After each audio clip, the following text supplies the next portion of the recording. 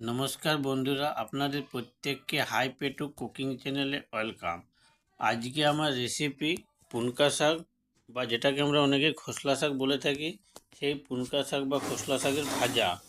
তো আজকের রেসিপি সম্পূর্ণ পুরোপুরি একেবারে ঘরোয়া পদ্ধতিতে এবং সহজ সরলভাবে, তাই বলবো পুরো ভিডিওটা দেখতে থাকুন। আর এই ভিডিওটি ভালো লেগে থাকলে এটা বন্ধুদের সাথে শেয়ার করুন।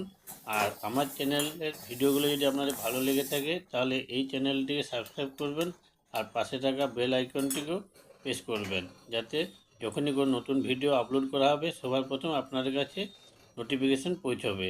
তো চলুন এবার আমরা দেখে নেব আজকের রেসিপি।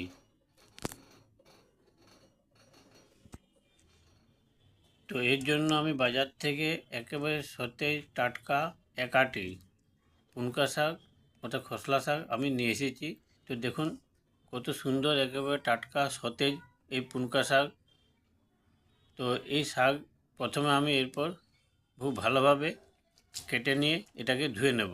তো দেখুন এইভাবে আমি বেশ কয়েকবার করে এটাকে খুব ভালোভাবে হাত দিয়ে ধুয়ে নেব, কারণ এই পুনকা শাক বা খোসলা শাকে প্রচুর বালি থাকে। তো এই বালিগুলোকে আমাকে পরিষ্কার করে নিতে হবে। তো এটাকে এইভাবে খুব ভালোভাবে জল দিয়ে ধুয়ে নিতে হবে। দেখুন আমি খুব বেশি পরিমাণে জল নিয়ে ধুয়ে নিই। দেখুন কত বেশি পরিমাণে এখানে ময়লা রয়েছে। তো আমি এই শাকটাকে আবারও একবার ধুয়ে নেব জল দিয়ে। আপনারা এইভাবে শাকটাকে বেশ কয়েকবার জল দিয়ে ভালোভাবে ধুয়ে নেবেন, কারণ শাকের মধ্যে প্রচুর ময়লা থাকে, বেশ করে শাকে প্রচুর বালি থাকে। তো এইভাবে ছেঁকে ছেঁকে তুলে নিচ্ছি আমি। আমার দুবার ধোয়া হয়ে গেছে। তো দেখুন কত ময়লা আছে জলের মধ্যে। আমি এরপর আরেকবার এই শাকটাকে ভালোভাবে জল দিয়ে ধুয়ে নিচ্ছি।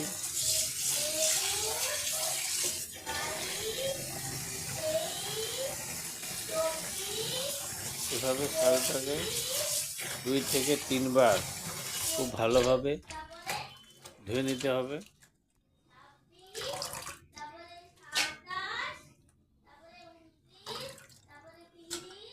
শাক আমার প্রায় ধোয়া হয়ে এসেছে। এভাবে শাককে খুব ভালোভাবে ধুয়ে নিতে হবে 2 থেকে 3 বার।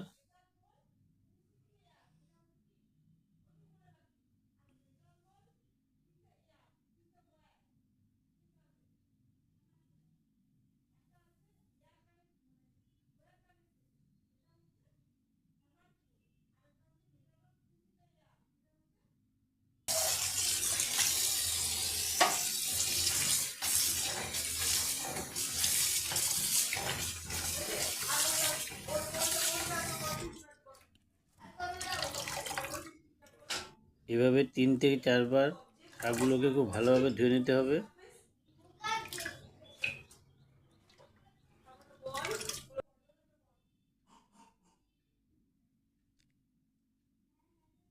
দেখুন শাক ধোয়ার জল আমার প্রায় পরিষ্কার হয়ে এসেছে, সুতরাং আর ময়লা এর মধ্যে নেই।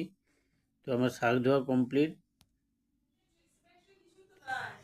এরপর গ্যাস ওভেন জ্বেলে নিচ্ছি। এতে একটি কড়াই আমি চাপিয়ে নিচ্ছি। এই কড়াইয়ে আমি শাকগুলো দিয়ে দিচ্ছি, তাতে সামান্য লবণ দিয়ে দিচ্ছি আর অল্প একটু জল দিচ্ছি। লবণ এবং জল সহযোগে আমি শাক ঢাক দিয়ে সেদ্ধ করতে দিচ্ছি।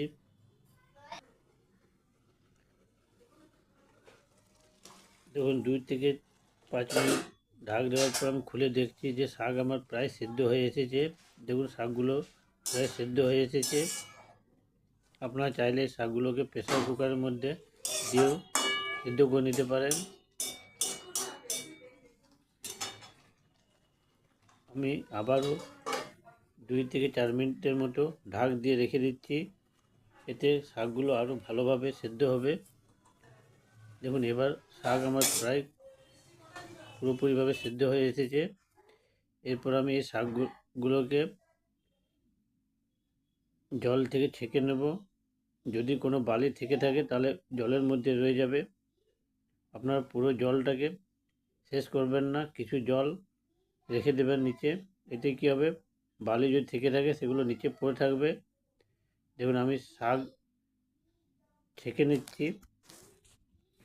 সেদ্ধ শাকগুলোকে আমি একটা ঝাঁঝরি দিয়ে ছেঁকে নিচ্ছি।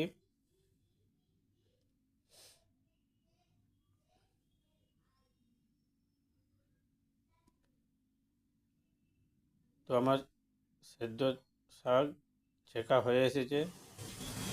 এরপর আমি কড়াই আবার চাপিয়ে দিচ্ছি ওভেনের উপর।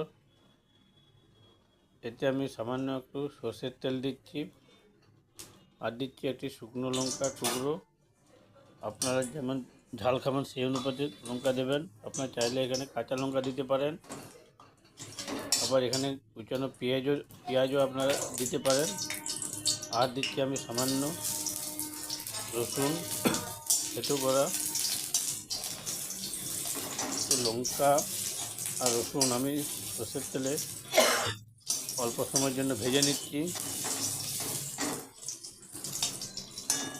জাস্ট রসুন লাল লাল হয়ে গেলেই আমি শাকগুলোকে এখানে মিশিয়ে নেব।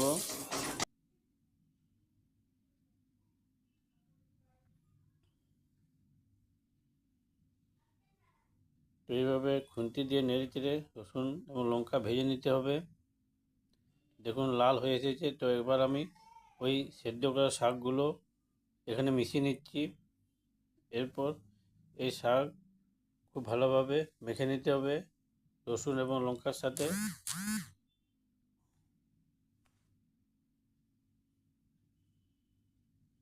তো বন্ধুরা আমার দেখুন এখানে শাক ভাজা প্রায় রেডি। আমি এখানে সামান্য একটু লবণ যোগ করে নিচ্ছি।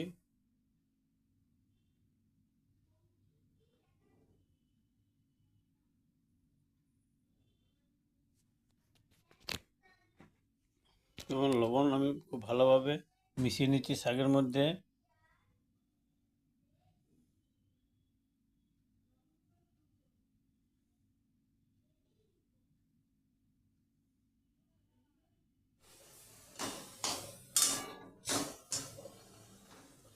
এরপর আমি এই ভাজা শাক আমি একটু প্লেটে তুলে নিচ্ছি। অর্থাৎ শাক ভাজা আমার প্রায় কমপ্লিট হয়ে এসেছে। এই শাক ভাজা প্রায় প্রত্যেক বাঙালির খুব প্রিয় একটি রেসিপি।